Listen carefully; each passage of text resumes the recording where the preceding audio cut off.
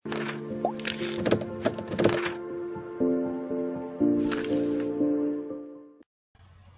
වෙනි පාඩම වැටීම හා විද්‍යාත්මක අංකනය. පළවෙනි කොටස තියෙන්නේ විද්‍යාත්මක අංකනය ගැන. මෙතන ඉඳලා තියෙනවා මොකද්ද විද්‍යාත්මක අංකනය කියන්නේ කියලා. 1 හෝ 1 සහ 10 අතර අගයක් පළමු සංඛ්‍යාව ලෙස සකස් කර ලිවීම. ඒ කියන්නේ සංඛ්‍යාව ගුණුනට පස්සේ ඒ සංඛ්‍යාවේ පළවෙනි ඉලක්කම 1 හෝ 1 සහ 10 අතර අගයක් එන විදිහට හදනවා. හරි. හදන්නේ ඒ දීලා තියෙන සංඛ්‍යාවේ පළමු සංඛ්‍යාව. හරි. මෙතන පළවෙනි සංඛ්‍යාව තියෙනවා ලක්ෂ 35. ඒක විද්‍යාත්මක අංකන ලියන්න කිව්වොත් මේ උඩ තියලා තියෙන රූල් එක අනුව කරන්න තියෙන්නේ. මේ ලක්ෂ 35 පළමු සංඛ්‍යාව 3. ඒතර මේ උඩ කියන්නේ 1 හෝ 1 සහ 10 අතර අගයක් පළමු සංඛ්‍යාව ලෙස සකස් කර ලිවීම කියලා. හරි. විද්‍යාත්මක අංකනය ලියන්න කලින් මේ දේවල් දැනන් ඉන්න ඕනේ. මෙතන තියෙනවා 25000. මේකේ දශම තිත කොහෙද තියෙන්නේ? දශම තිතක් තියෙනවා මේකේ. ඒක 25000 කියන්නේ මෙතන පූර්ණ සංඛ්‍යාවක් තියෙනවා. ඒ වගේ සංඛ්‍යාවක දශම තිතක් පේන්නේ නැහනේ. ඒ පේන්නේ නැති වුණාට මේ පූර්ණ සංඛ්‍යාවක දශම තිත තියෙන්නේ ඒ සංඛ්‍යාව ඉවර වෙන තැනට පස්සේ. මෙන්න මෙතන තමයි තිත තියෙන්නේ. හරි. යටින් තියෙනවා 25.8. මේකේ දශම තිත කොහෙද තියෙන්නේ? ඒකේ කල්පනා කරන්න දෙයක් නැහැ. මෙතන පේනවා මේ දශම තිත තියෙනවා. මේ තියෙන්නේ. හරි. ඒකේ තියෙන්නේ දශම තිත මෙතන. ඉතින් මේ පේනවනේ. හරි. තුන්වෙනියට තියෙනවා 8000. හරි. මේකේ දශම තිත කොහෙද තියෙන්නේ? හරි. මේකත් විතර පූර්ණ සංඛ්‍යාවක්. මේකේ දශම තිත තියෙන්නේ මේ සංඛ්‍යාව ඉවර වෙන තැන. අන්තිම ඉලක්කමට පස්සේ. ඔතන තමයි තියෙන්නේ. ඔය ටික මතක තියාගෙන මේ පළවෙනි ගාන බලන්න ඕනේ. පළවෙනියට තියෙන්නේ ලක්ෂ 35 විද්‍යාත්මක අංකණයෙන් ලියන්න. එතකොට මෙතනත් මේක තියෙන්නේ පූර්ණ සංඛ්‍යාවක්. මේකේ දශම තිත තියෙන්නේ එහෙනම් මේ සංඛ්‍යාව ඉවර වෙන තැන. මෙන්න මෙතන. ඒ වුණාට අපි මේ විද්‍යාත්මක අංකණයේදී රූල් එකක් දන්නවා. මේ සංඛ්‍යාවේ පළවෙනි සංඛ්‍යාව 1 හෝ 1 හා 10 අතර කරන්න ඕනේ කියලා. එතකොට කරන්නේ මේ දශම තිත වම් පැත්තට ගෙනල්ලා මේ 3යි 5යි අතරට ගේනවා. මේ වගේ.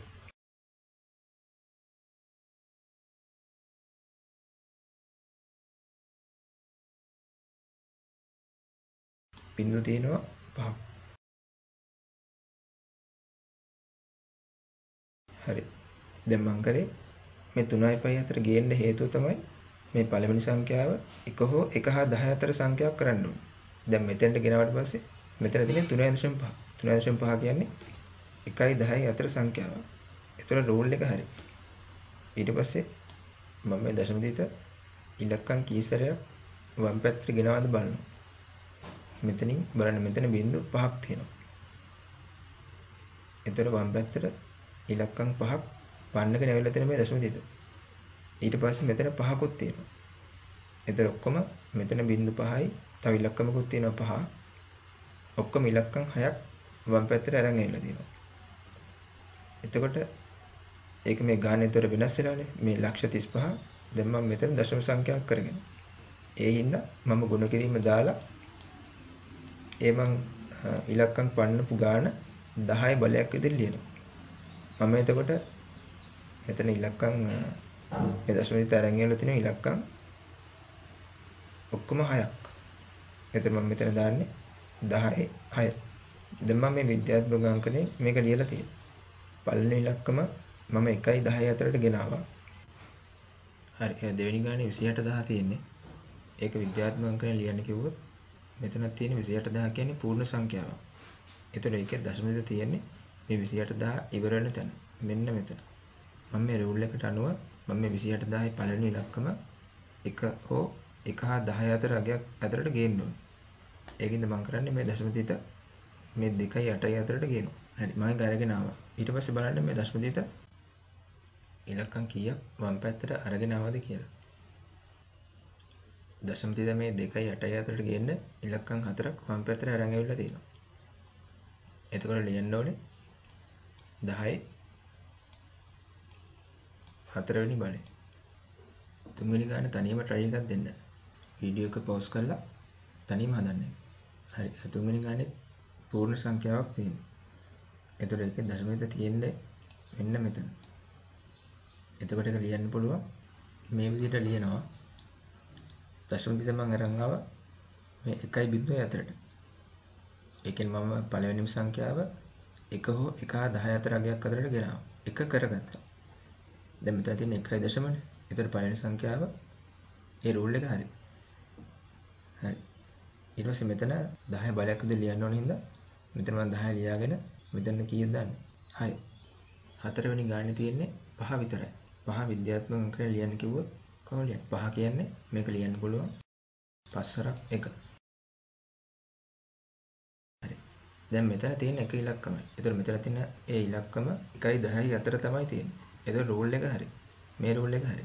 හැබැයි මේ විද්‍යාත්මක අංකනේ ලියද්දි අනිවාර්යයෙන්ම මේ 10 බලයක් විදිහට ලියන්න ඕනේ. ඒතර මේක ලියන්න වෙන්නේ 5 ගුණ කිරීම 10 බිඳුවෙනි බලය. ඒකට හේතුව ඕනම සංඛ්‍යාවක බිඳුවෙනි බලය 1යි. ඒ කියන්නේ මේ මෙතන 5 ගුණ කිරීම එකනේ තියෙන්නේ. ඒ එක තමයි මම ලියලා තියෙන්නේ 10 බිඳුව කියලා. ඒ කියන්නේ මේ විද්‍යාත්මක අංකනේ ලියද්දි මේ පළවෙනි රූල් එක අනිවාර්යෙන් එන්න ඕනේ. ඊට පස්සේ අනිවාර්යෙන් ඒකට එකතු වෙන්න ඕනේ. ගුණ කිරීම දාලා මෙතන 10 බලයක් විතර ලියන්න ඕනේ. එතකොට පළවෙනි ගානෙත් මේ පළවෙනි රූල් එක හරි. ලක්ෂ 35 පළවෙනි ඉලක්කම 1.10 අතරට ගෙනාවා. ඒක හරි. ඊට පස්සේ දැන් විද්‍යාත්මක අංකය ලියන්නේ කියන්නේ. එතකොට මේ 10 බලයක් කියන එකත් අනිවාර්යෙන් තියෙනවා. මේ 10 බලයකුත් ලියලා තියෙනවා. ඒක හරි. දෙවෙනි ගානෙත් මේ 10 බලයක් කියන එක මෙතන ලියලා තියෙනවා. තුන්වෙනි ගානෙත් 10 බලයක් විතර ලියලා තියෙනවා. හතරවෙනි ගානෙත් මම මේක ලිව්වා 10 බිඳුව කියලා. එතකොට ඒකත් හරි. ඒකෙන් මෙතන මම තියාගන්න ඕනේ ඕනෑම සංඛ්‍යාවක බිඳුවෙනි බලය 1යි. ඒ කියන්නේ 2 බිඳුවෙනි බලය අගේ 1යි. 5 බිඳුවෙනි බලය ඒත් අගේ 1යි. ඊට පස්සේ 10 බිඳුවෙනි බලය ඒත් අගේ 1යි. ඕනෑම සංඛ්‍යාවක බිඳුවෙනි බලය 1යි. හරි. එතකොට මේකත් හරි. අන්තිම ගාන. හරි. ඒකෙත් තියෙන පූර්ණ සංඛ්‍යාවක්. වීඩියෝ එක පොස් කරලා තනියම try කරන්න. හරි. අන්තිම ගානේ ලියන්න පුළුවන් 2.45යි 1.1යි 0.3. ඒතර විද්‍යාත්මක අංකයන් ලියද්දී අනිවාර්යයෙන්ම 10 බලයක් විතර ලියන්න ඕනේ. දැන් පළවෙනි සංඛ්‍යාව නම් 1.10 අතරට ගෙනාවා. 2.3 නේ. 2 කියන්නේ 1.10 අතර තියෙන්නේ. ඒතර මෙතන ගුණ කිරීම දාලා 10 කිවෙනි බලයද? ඉලක්කම් කීයක් ගෙනවද? 7ක්. 10 7 වෙනි බලය. හරි. දැන් තියෙන ගණන් පහේ දශම ස්ථාන ගණන් ටිකක් තියෙන්නේ. ඒ දශම ස්ථාන ටික විද්‍යාත්මක අංකයෙන් ලියන්න කියනවා. ඒතර විද්‍යාත්මක අංකනේ මේ රූල්ස් දෙකම අදාළයි. මේ රූල් එකත් අදාළයි. මේ 10 බලයක් විතර රූල් එකයි දෙකම අදාළයි. ඒතර මේක ලේසි.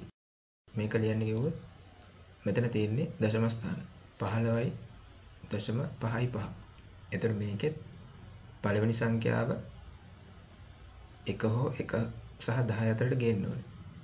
ඒතර මේක ලියන්න පුළුවන් 1.5 ඔන්න ඔය විදිහට. ගුණ කිරීම දැන් මෙතන නම් දශම ස්ථාන 1යි වම් පැත්තේ ගෙනත් තියෙන්නේ. එහෙනම් 10 පළවෙනි බලය. මේක ලියන්න පුළුවන් 1.45යි 0.0යි 10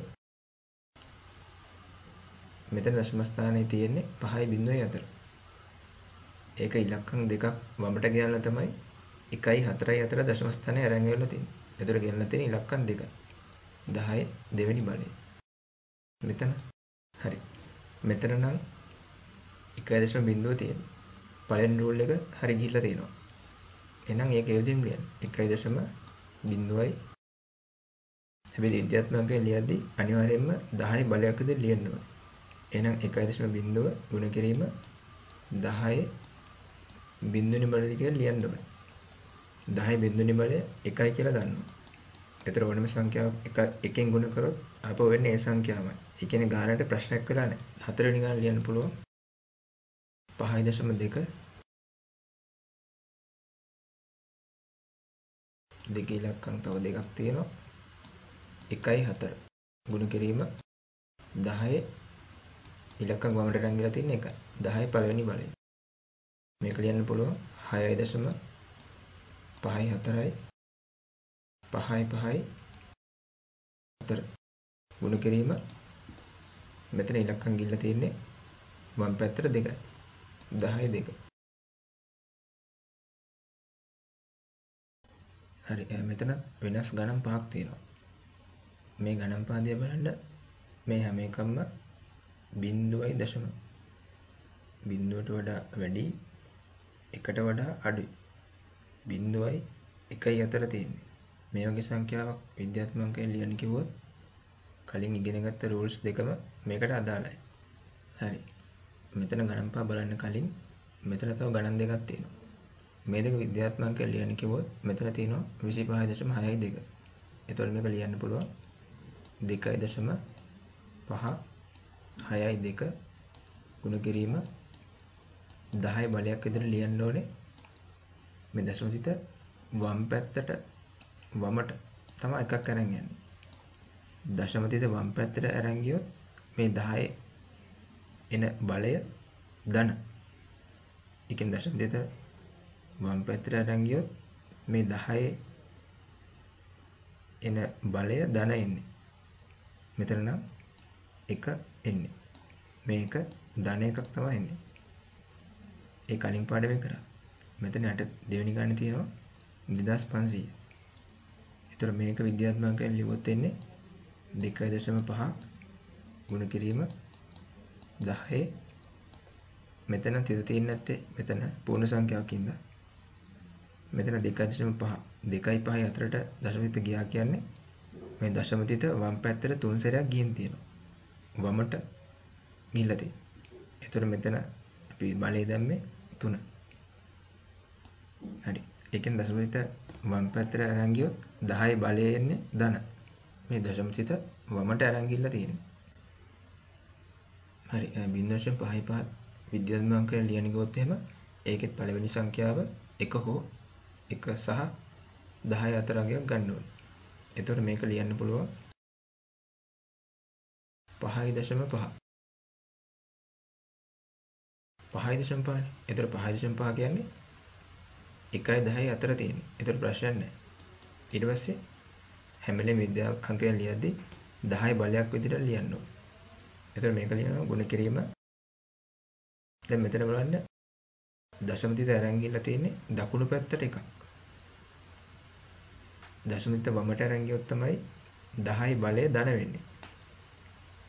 හැබැයි දශම තිත දකුණු පැත්තට අරන් ගියොත් 10 බලය ඍණ වෙන්නේ.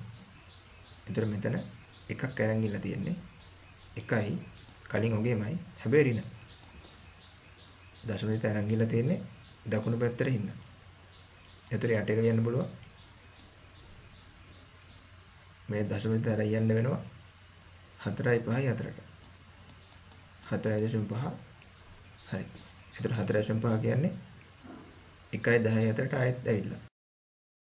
ගුණ කිරීම 10 දැම්මම තිත දකුණු පැත්තට අරන් ගිහලා තියෙනවා 1යි 2යි 3යි 4ක්. හැබැයි අරන් ගිහලා තියෙන දශම තිත දකුණු පැත්තට. එහෙනම් ඍණ. තුන්වෙනි ගාන වීඩියෝ එක පොස් කරලා තනියම try කරන්න. හරි. තුන්වෙනි ගානනේ මේ විදිහට 7.5 ගුණ කිරීම 10 ඍණ 3. දශම තිත 3 සැරයක් දකුණු පැත්තට අරන් ගිහලා තියෙනවා. හතරවෙනි ගාන. හරි. හතරවෙනි ගානෙත් දශම තිත එක සැරයක් දකුණු පැත්තට අරන් ගියොත් හරි.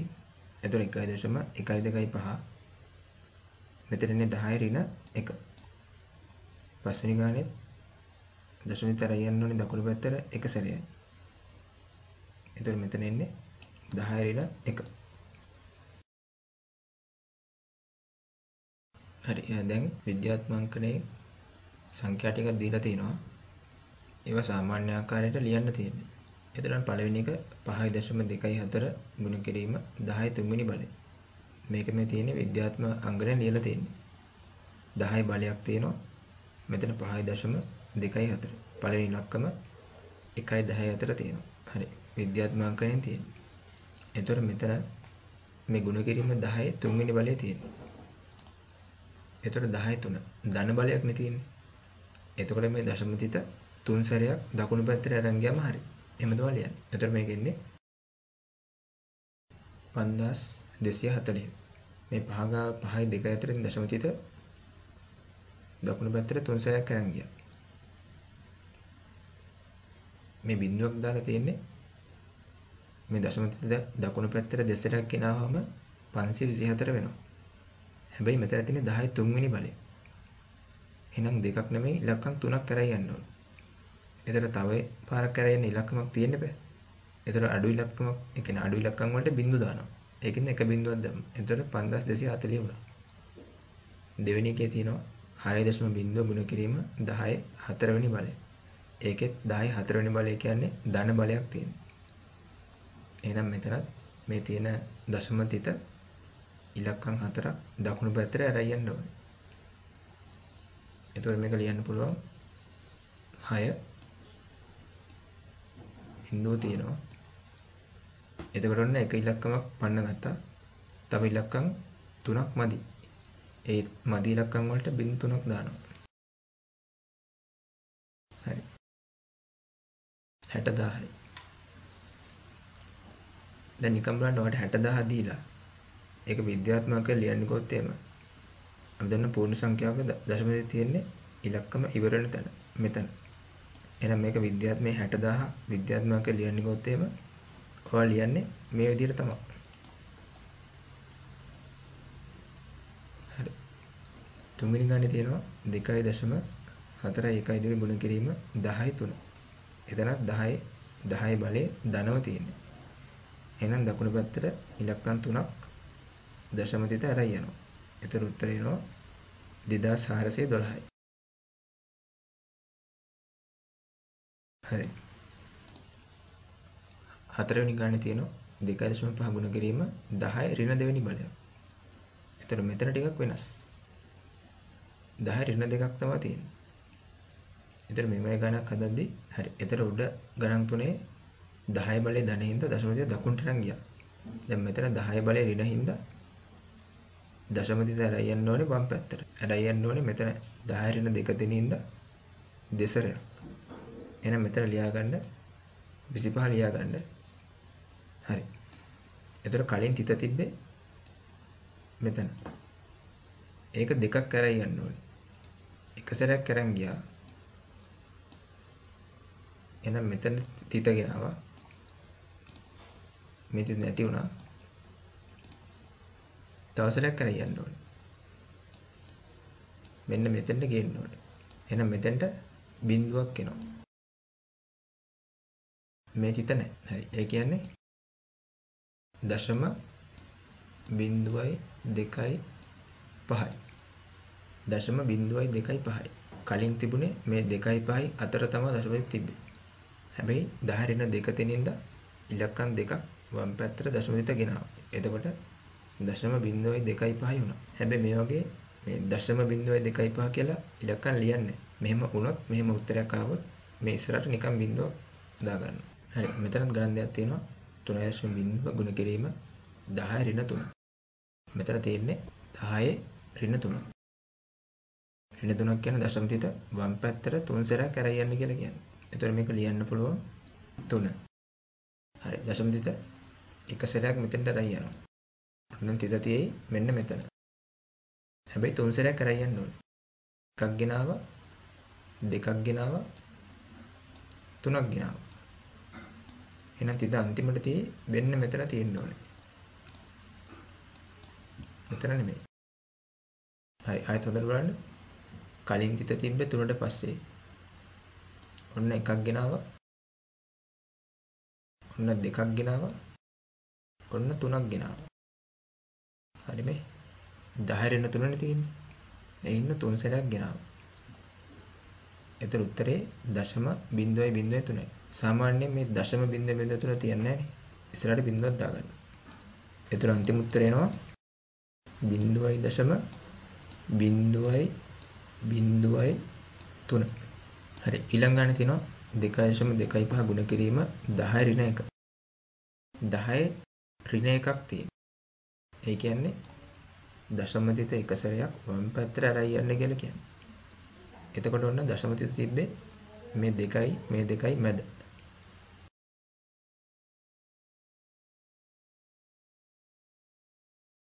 හරි. 10 රින් එකනේ. එක සැරයක් වම් පැත්තට යනවා. තිත තියයි මෙන්න මෙතන. ඉස්සරහට බිඳුවක් දානවා. ඔක තමයි උත්තරේ. හරි. ඊට පස්සේ මේ විද්‍යාත්මක අංක ලියලා තියෙන එකක් සාමාන්‍ය ආකාරයට හරවද්දි ඒක මේ විදිහට මතක තියාගන්න පුළුවන්. ඔයගොල්ලෝ දන්නවා 10 වර්ගය කියන්නේ 100. දර්ශක පාඩමේ මේකට කලින් වීඩියෝ එකේ තියෙනවා මේ දර්ශක ලියන විදිය. එතකොට 10 ඍණ 2 ලියන්න පුළුවන් 1යට 100 කියලා. ඒ කියන්නේ 10 වර්ගය කියන්නේ 100 කියලා දන්නවා. 10 ඍණ 2 කියන එකේ තේරුම මේ 100ෙන් බෙදන්නේ කියලා තමයි කියන්නේ. එතකොට 10 3 කියන්නේ 10ම 3 පාරක් ගුණ වෙලා 1000 හැදෙනවා. එතකොට මෙතන පළවෙනි ගානේ තියෙනවා 2.6 ගුණ කිරීම 10 ඍණ 3 කියලා. ඒ කියන්නේ ඒකේ තේරුම මේ 2.6 1000න් බෙදන්න කියලා කියන්නේ. එතකොට දෙවෙනි ගානේ කියන්නේ 2.6 1000න් ගුණ කරන්න. තුන්වෙනි ගානේ කියන්නේ 5.5 100න් බෙදන්න. එහෙම මත තියාගන්නත් පුළුවන්. එතකොට පළවෙනි ගානේ විද්‍යාත්මක අංකණයෙන් ගාන දීලා තියෙනවා. ඒක සාමාන්‍ය ආකාරයට ලියන්න කියනවා. එතකොට මෙතන තියෙන්නේ 2.6 ගුණ කිරීම 10 ඍණ 3. ඒ කියන්නේ ඍණ 3න්නේ. ඍණ නම් දශම තිත වම් පැත්තට ගෙනියනවා. 3 සැරයක්. එතකොට එනවා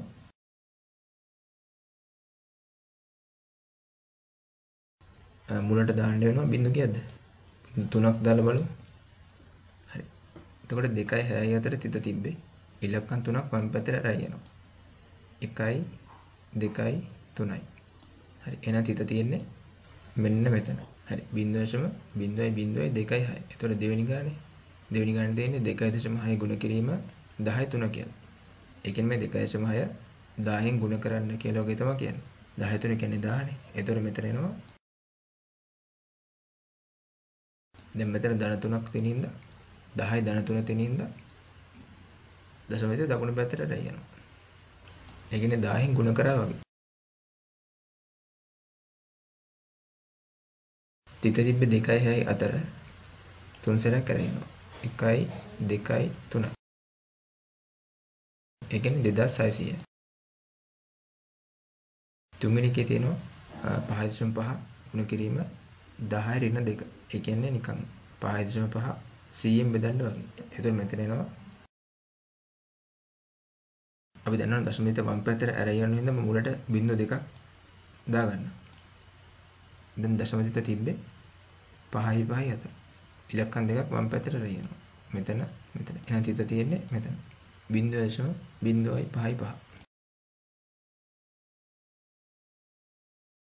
හරි. සංඛ්‍යා වැටීම කියන කොටස ඊළඟ වීඩියෝ එකේ කරන්න. මේ වීඩියෝ එක දිගේ වැඩි වෙන ඉඳලා ඊළඟ වීඩියෝ එක දැම්ම ගමන් notification එකක් ගෙන්න ගන්න පුළුවන්.